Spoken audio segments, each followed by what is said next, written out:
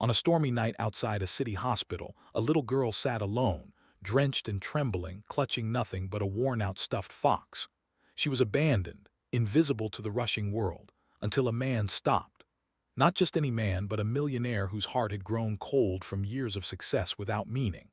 In that fragile moment, as rain blurred the streets, he discovered something money could never buy: a chance to change a life and perhaps to save his own. This is not just a story about rescue.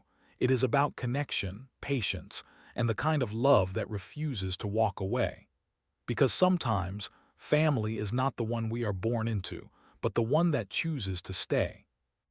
If stories like this touch your heart, subscribe to Hidden Echo Stories, where every tale reminds us that hope and second chances are real. Beneath the pale glow of the hospital's awning, the rain fell like a curtain, cold and unrelenting. A small figure sat huddled on a metal bench, arms locked tightly around a threadbare stuffed fox whose missing button eye stared into the night. Her jacket clung to her skin, soaked through, and one of her headphones dangled helplessly from a wire. She rocked quietly, her fists pressed against her ears as the storm outside merged with the storm within. She was 7 years old, fragile, autistic, and utterly alone. People passed without noticing. Nurses hurried through the revolving doors, their shoes squeaking across linoleum. Visitors came and went, clutching umbrellas, but no one paused. No one saw her. No one until a man stepped out into the drizzle, loosening his tie with tired fingers. His name was Oliver Grant. At 42, he was a man known for his brilliance, his wealth, and the machines he built that seemed to defy gravity. Yet in that moment, his posture was heavy, his face etched with years of weariness that success could never erase. His driver was minutes away, but his eyes caught on the trembling child, and something inside him shifted. Oliver crouched down slowly, careful to keep his movements visible and non-threatening. "Hey there," he said softly, his voice almost drowned by the rain. "It is okay, I am not going to touch you." The girl did not answer. She kept rocking, but her eyes flicked up for just a second, meeting his with a gaze that was distant, lost, but painfully human. Her silence was not rejection. It was survival. He did not walk away. That was when he noticed the envelope taped beside her. Plain, white, soaked along the edges, with his name written across the front in handwriting he knew too well. His hand trembled as he pulled it free. Before he could even open it, a woman approached from behind, her navy vest marked with a hospital badge. She introduced herself as Mariana Ortiz, a social worker on duty. She explained that the girl's name was Piper, that she had been dropped off just 20 minutes earlier by a guardian who never returned. Oliver opened the letter, and as he read the looping words, his world stopped. It was from Caroline Lane, a woman from his past, someone he had once loved deeply and lost. In the letter, she confessed that if he was holding these words, it meant she was gone. She begged him not to turn away from her daughter, not to let Piper vanish into the shadows of a system that rarely understood children like her. "She already knows too much about people who walk away," the letter said. "Do not be one of them." By the time he finished, the paper shook in his hands. He could feel the rain on his face, but it was nothing compared to the storm inside his chest. Oliver looked back at Piper. She was still curled up, but now her eyes lingered on him longer. She reached for the slim device beside her, tapping carefully at the icons. A calm digital voice emerged. "Quiet corner." Mariana explained that it was her AAC device, her way of speaking when words refused to come. Oliver listened, then extended his arm toward the side hallway. "Come on, Piper," he whispered. "I will walk with you." She hesitated, clutching her fox tighter, but slowly she stood. Step by step, she followed him toward a dimmer corridor away from the buzz of fluorescent lights. Inside that quieter alcove, something small but monumental happened. Piper tapped again. "Stay, sit, breathe," and Oliver obeyed. He sat cross-legged on the cold floor beside her, rain dripping from his coat, and breathed with her. For a moment there was no CEO, no headlines, no fortune. There was only a broken-hearted man and a frightened child, drawing safety out of the air together. When she leaned slightly against the wall, placing her fox between them like a fragile bridge, Oliver felt something break open in his chest. It was not pity. It was not obligation. It was the first spark of connection, raw and real. News came quickly from security cameras. The woman who had left Piper was Tara Dean, her step-parent. She had buckled the girl into a ride share, walked away, and never looked back. When Oliver heard this, his jaw clenched. "She left her," he muttered, his voice sharp with disbelief. Yet when Piper's small fingers reached out to brush the hem of his coat, his anger softened. She was not asking for promises. She was testing if he would remain. He lowered his voice, steady and firm, and whispered, "You are not alone anymore." That night, as the rain eased and dawn edged its way into the hospital windows, Oliver stayed. He did not retreat to his penthouse. He did not hide behind his wealth or his responsibilities. Instead, he chose to sit in the hard plastic chair beside Piper while she curled beneath a weighted blanket. She twisted the tail of her fox in small, rhythmic spirals until sleep finally claimed her. Oliver watched, his suit jacket folded neatly across the chair, his tie undone, his phone silenced.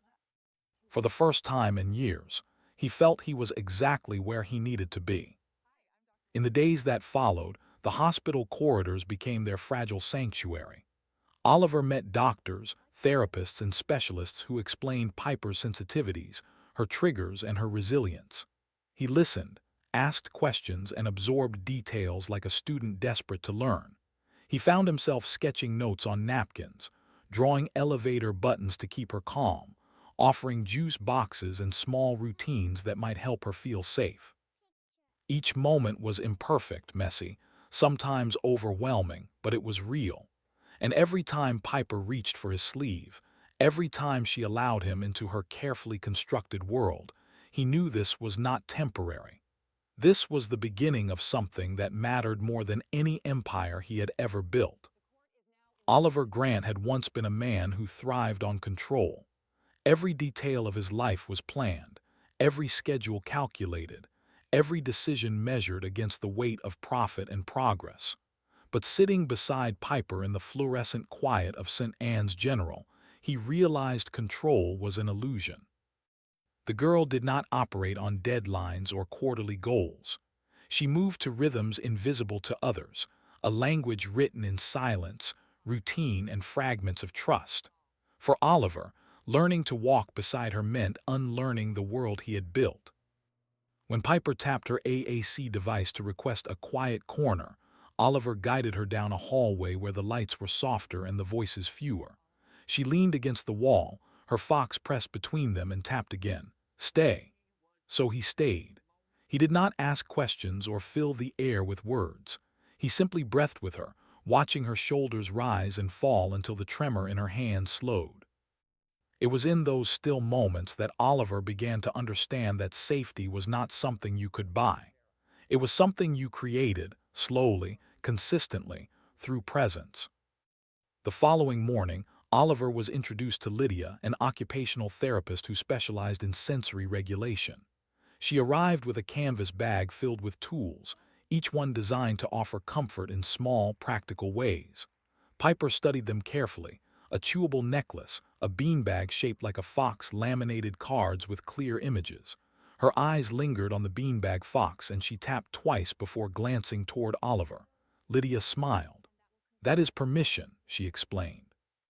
Oliver felt something subtle shift in the air. As if Piper had just handed him a key to a door she kept tightly locked. Over the next days, Oliver became a student of Piper's world. He listened as Lydia and Mariana explained co-regulation, sensory breaks, and the importance of predictable routines. He took notes, asked questions, and repeated terms aloud as if engraving them into his memory. But it was Piper who became his true teacher. When she placed her AAC screen on the table and typed "map," Oliver sketched elevator buttons on a napkin. She studied the drawing with quiet intensity, then tapped up-down safe. In that moment, a fragile bridge was built, one napkin line at a time. The hospital soon transitioned Piper into Oliver's temporary guardianship. It was meant to last 48 hours while the court reviewed her case. To Oliver, those hours carried more weight than years of corporate negotiations. He learned that she preferred crackers without crumbs, that fluorescent lights made her flinch, and that she ate yogurt slowly, testing each spoonful as though measuring trust in small doses. He discovered that silence was not emptiness but communication in its purest form. She did not need him to fill the space. She needed him to hold it with her.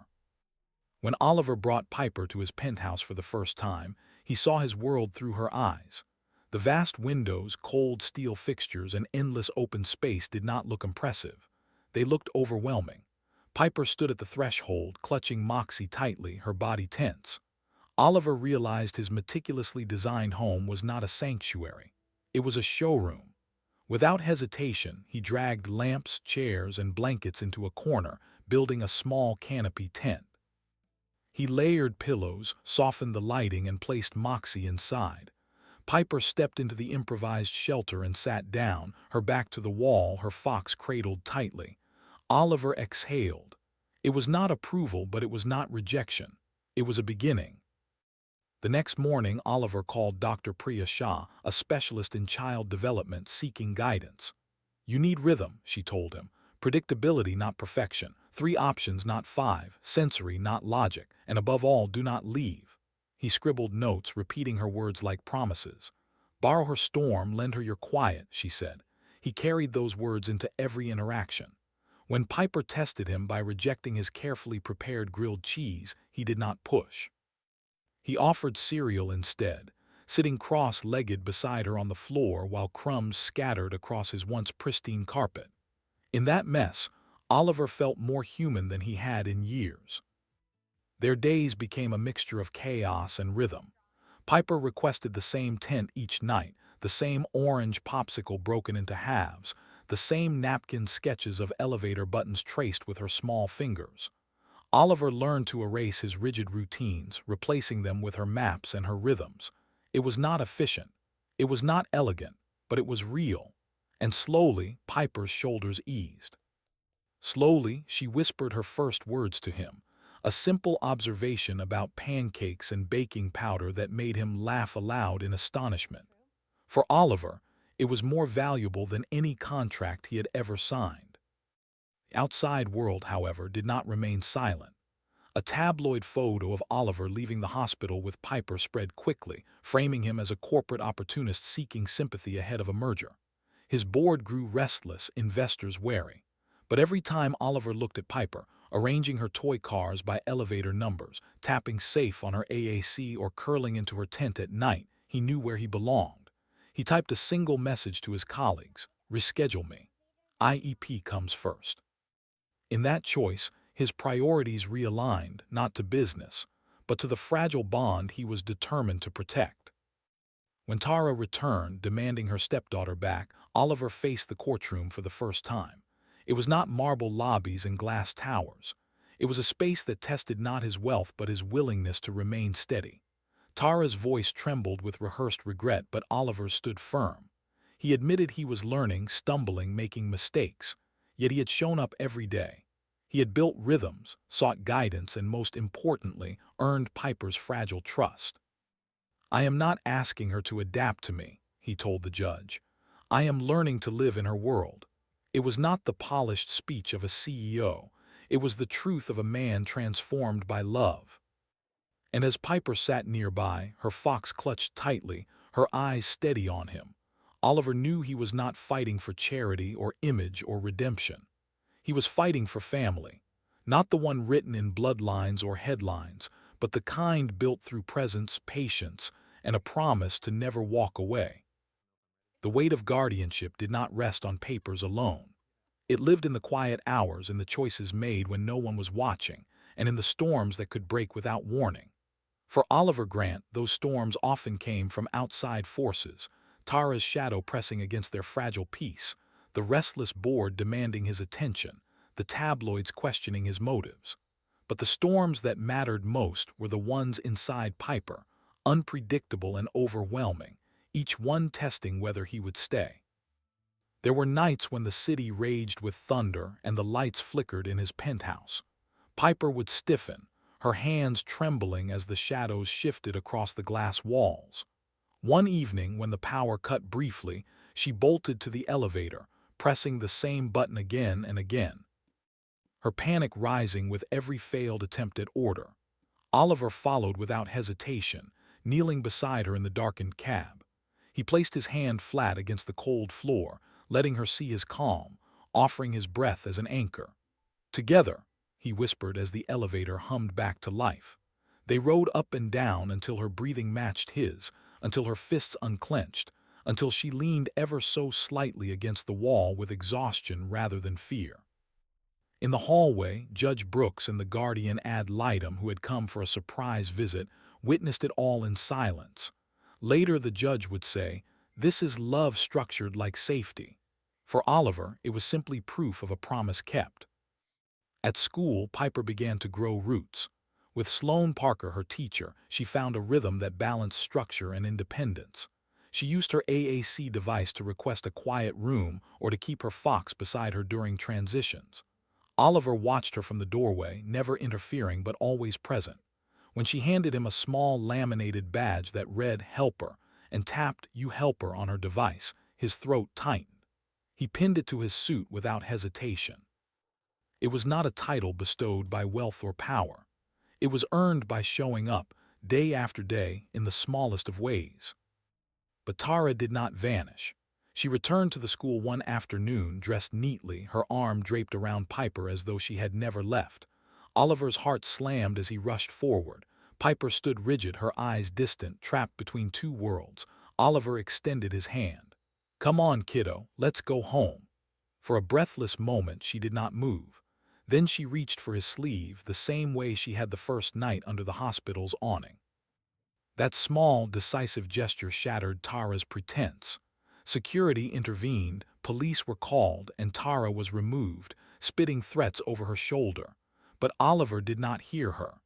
He only felt the weight of Piper's grip, firm and unyielding, as if she had chosen him all over again. The courtroom grew heavier with each hearing. This time, it was not about temporary placement but about permanence. Tara's lawyer tried to weave a narrative of regret, but the evidence told another story: abandonment caught on camera, a child left with no plan, a letter from her mother naming Oliver as the man she trusted. Experts testified. Sloane spoke of Piper's progress. Dr. Priya described the fragile attachment that had blossomed, and even Mariana confirmed the stability Piper had gained. Piper's drawings were presented, simple sketches of elevators and foxes, always with two figures beside her, herself and Oliver, labeled in her careful scrawl, "Safe Guy." When the judge asked Oliver why he fought so hard for a child he had not known a month ago, he did not hesitate. "Because she was mine the moment she trusted me, not by blood, not by law, but by something deeper. She gave me her routines, her fox, her silence, and I stayed." His voice did not waver, though his hands trembled in his lap where no one could see. The courtroom grew still, heavy with the kind of truth that could not be rehearsed. The decision came swiftly. Tara's parental rights were terminated, and permanent guardianship was granted to Oliver. Adoption would follow after the review window, but the weight of the words settled into his chest like a promise made solid. Piper was no longer a temporary responsibility. She was his daughter in every way that mattered. Back home, the penthouse no longer echoed with emptiness. Crayon drawings covered the fridge, a visual schedule replaced his old charts, and the tent in the corner became a kingdom of safety. One evening, Piper handed him a small silver bracelet, engraved with the words "Always Home." She tapped her AAC. "Forever." Oliver clipped the bracelet onto his wrist and whispered, "Forever and then some." She placed Moxie on his lap, a silent passing of trust, and he knew there was no title, no wealth, no legacy greater than this. The adoption day was quieter than he expected. No grand ceremony, no cameras, no speeches. Just a small courtroom, a few familiar faces, and a judge who looked at Piper and asked if she wanted to speak. Piper stood tall, tapped carefully on her device, and said, "He stayed, he learned, he made space." Those 3 sentences carried more weight than any legal document. The gavel struck and it was done. She was Piper Lane Grant now, by name and by choice. Celebrate, Oliver did not take her to a party or a restaurant. He took her back to St. Anne, to the hospital where it had all begun. But this time they did not find her on a bench in the rain. They walked into a newly completed sensory stabilization room, funded by the Moxie Fund named after her fox. Piper touched the soft panels, the lights, the quiet spaces designed for children like her. She turned to Oliver and whispered 3 words of her own, halting but clear. "I like it." For Oliver, those words were more valuable than any applause because they came from her, unprompted, real. Their life settled into rhythms that were both fragile and strong. Pancake Fridays, bedtime stories under the canopy, elevator rides just for the joy of pressing buttons together. The penthouse was messy now, socks under the couch, cereal bowls left on the counter, toys scattered like breadcrumbs across the floor. But it was alive. It was home. And every night as Piper tapped her final message before bed, "Family safe always," Oliver believed it, because he had not just adopted a child. He had been adopted by love itself, fierce, patient, and unbreakable. There are stories that remind us of the fragile, fleeting nature of life, and then there are stories that remind us of its extraordinary resilience. Piper's journey began in the cold rain outside a hospital, a little girl abandoned with nothing but a worn-out fox clutched in her arms. It could have ended there, in silence and loss, another child swallowed by a system too big and too indifferent. But fate sent a man who was not looking for family, not searching for redemption, yet was chosen in the smallest, quietest way, by a child who reached for his sleeve and never let go. Oliver Grant thought he understood success. He had measured his life in mergers, in machines, in the applause of shareholders. But in Piper's quiet rhythms, he discovered a success that was not flashy or profitable.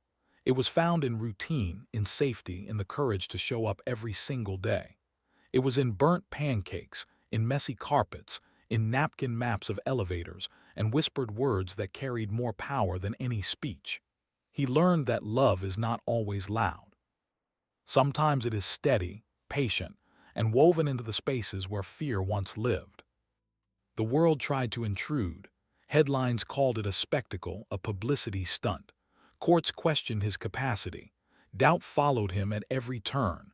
Yet what endured was not his wealth, not his titles, but his willingness to stay. And Piper, in her own way, taught him that family is not defined by biology or law alone. It is defined by trust, by the courage to remain when walking away would be easier. She gave him a fox, a bracelet, and a name written in small block letters, Dad. And in return, he gave her something she had never been given before, permanence. Their story is not about perfection. It is about persistence. It is not about grand gestures, but about building safety out of everyday choices. It is about the truth that even in a world full of abandonment and broken promises, there are still people willing to stay, to learn, to love. And that truth matters because somewhere out there, another child is waiting for someone to do the same. If Piper and Oliver's journey touched your heart, let it be a reminder that love still exists, that kindness still has power, and that second chances can transform lives. These are the echoes we carry, the stories that refuse to be forgotten. And here on this channel, we believe those echoes deserve to be heard. So if you believe in resilience, in the healing power of compassion, and in the extraordinary beauty of ordinary love, subscribe to Hidden Echo Stories. Join us, and together, let us keep telling the tales that remind the world. No one is ever truly alone when love chooses to stay.